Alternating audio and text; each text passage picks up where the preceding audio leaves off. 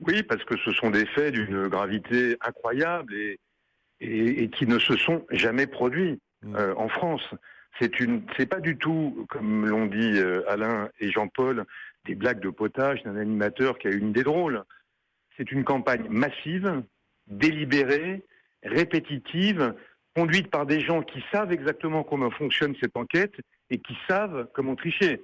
Ils savent que tout auditeur de radio écoute 2 ou 3 radios en moyenne, 3 ou 4 radios en moyenne par jour. Et donc, ils lui disent d'éviter de signaler qu'il écoute d'autres radios et de se concentrer sur Fun. Ce qui a 2 effets. Ça augmente artificiellement les audiences de Fun et ça diminue artificiellement les autres antennes que cet auditeur écoutait à d'autres moments de la journée. Il lui demande de déclarer qu'il écoute Fun toute la journée.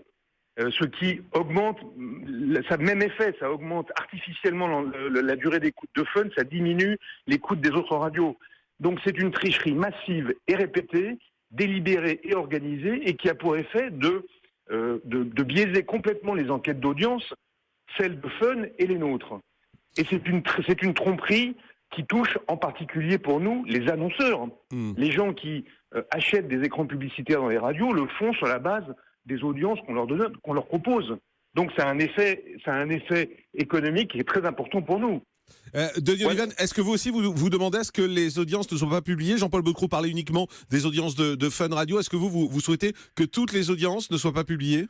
Non, moi je demande que Médiamétrie, nous considérons que l'enquête Médiamétrie, telle qu'elle a fonctionné, est un baromètre fiable dès lors que chacun observe les règles d'honnêteté minimale qui s'imposent à tous. Je demande que Médiamétrie, qui est le garant de cette enquête, prenne les mesures qui s'imposent. Ça fait plusieurs semaines que nous alertions, que des radios alertaient Médiamétrie sur le fait que la progression spectaculaire des audiences de Fun, alors que rien dans le programme de Fun n'avait changé, était anormal, et Médiamétrie n'a pas réagi. Aujourd'hui, nous apportons des preuves, non pas de 7, 8 ou 9 messages de la matinale, mais de centaines de messages. Et nous demandons à Médiamétrie de prendre les mesures qui s'imposent pour refiabiliser cette enquête. Et oui, il me paraît que les enquêtes d'audience, en tout cas celle-ci et très certainement les précédentes, ont été biaisées. Elles sont fausses. Et donc, toutes ces enquêtes sur lesquelles s'appuient les annonceurs, les publicitaires qui achètent des écrans publicitaires, aujourd'hui, sont fausses. C'est la suspicion légitime que nous pouvons avoir. Et nous demandons à Médiamétrie de prendre ses responsabilités.